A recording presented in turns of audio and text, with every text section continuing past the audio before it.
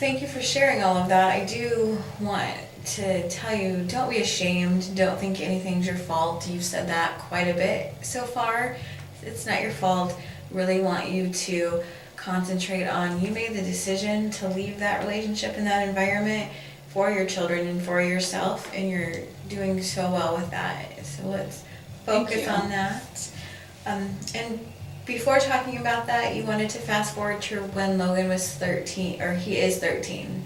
Tell me about him. I was just going to let you know that, at middle school, they have a lot of drama between the children. And, it's the kids, when they don't get along, they always like to go to the counselor, and then everybody can hash out their problems. It's a very typical middle school type thing.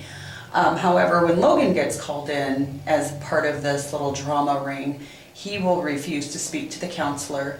And she did call me, and she did say, Logan's not opening up to her and what's going on. And so I talked to him. I said, what is your problem? Why won't you talk to her? And he said, I will never talk to counselors. And I said, why? Because of what happened when you were 5? Come on, because I was always trained, get over it.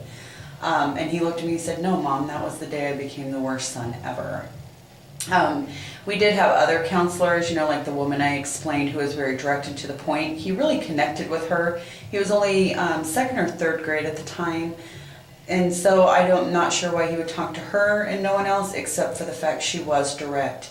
We did have another male counselor, and, he wasn't that direct with Logan, so Logan didn't open up. So yeah, I would just like us to get together, kind of talk about, the past and how that's affecting our present and possibly our future, things like that. Okay, and so when I meet with Logan, give me suggestions. You've mentioned be direct.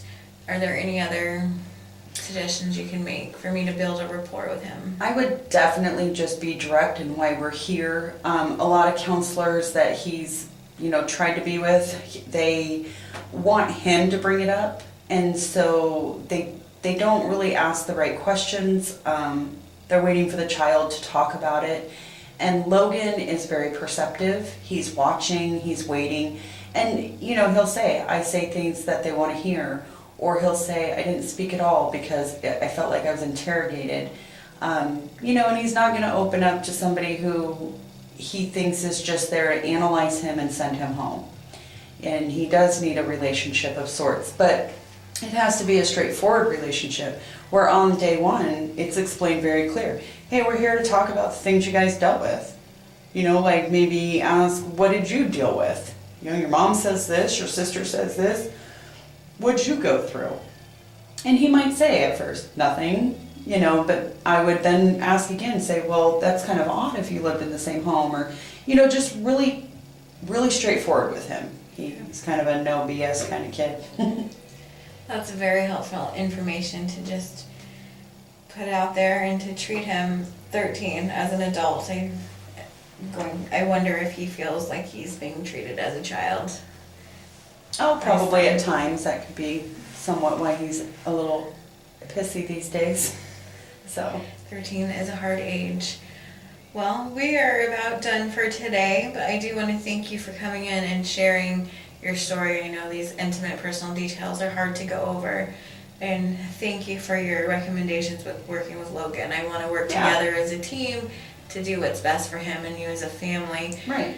And I really have taken away that domestic abuse doesn't have one face. There's no form that it's going to fit. Not everyone is going to cry, and not everyone is going to talk about it.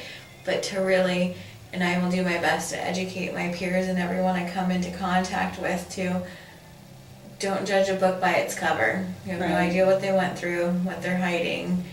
I really do want you to stay positive the best that you can. Again, it's not your fault. Don't be ashamed. And really focus on the strength that it took.